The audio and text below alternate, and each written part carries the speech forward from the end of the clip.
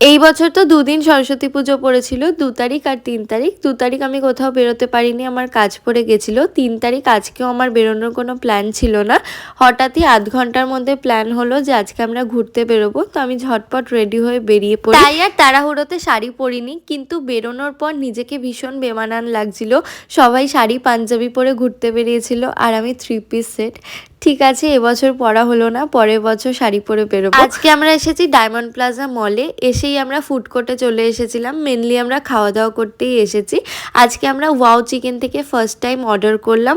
আমার তো এখানকার ফ্রাইড চিকেন বেশ ভালো লেগেছে। দেন আমরা আইসক্রিম খেতে খেতে কিছুক্ষণ বসে গল্প করি, তারপরে আমরা বাড়ি যাওয়ার পথে রওনা দিই। বাড়িতে আসার পর আমরা পাড়ায় যেই সরস্বতী পুজোটা করছি সেখানে এই জেঠু আমার বাবার হাত ধরে টেনে নিয়ে গেল, কারণ কালকে এখানে আমাদের সবার খাওয়া দাওয়া আছে।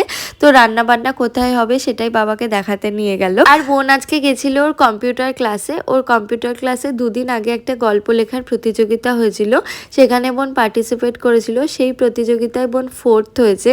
তো বাড়ি এসে ওর গিফট, মেডেল, সার্টিফিকেট এগুলো আমাদের দেখাচ্ছিল। আমার তো বেশ ভালো লাগছিল। আর আজকে আমাদের পাড়ার এই পুজো মণ্ডপে একটা মোমবাতি প্রতিযোগিতার আয়োজন করা হয়েছিল, সেখানে আমরা পাড়ার সবাই পার্টিসিপেট করেছিলাম।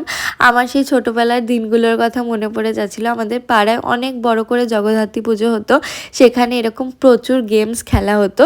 তো আমার বোন 12টা কি 13টা মোমবাতি জ্বালিয়েছিল, আমার মা 6টা মতন মোমবাতি জ্বালিয়েছিল, আর আমি 3টে মোমবাতি জ্বালিয়েছিলাম। মানে ছোটরাও আমার থেকে অনেক বেশি মোমবাতি জ্বালিয়েছে। আমি তো একদম কোমরে ওড়না বেঁধে মাঠে নেমেছিলাম, এমন ভাবে মনে হচ্ছিল আমি সবকটা মোমবাতি জ্বালিয়ে ফেলবো, কিন্তু শেষে আমি 3টে মোমবাতি জ্বালালাম। আমি একদম লাস্ট হলাম। ঠিক আছে, পার্টিসিপেট করাতেই অনেক বেশি আনন্দ। তো আমার আজকের মিনি ব্লগটা এতটুকুই। আজকের মতো টাটা।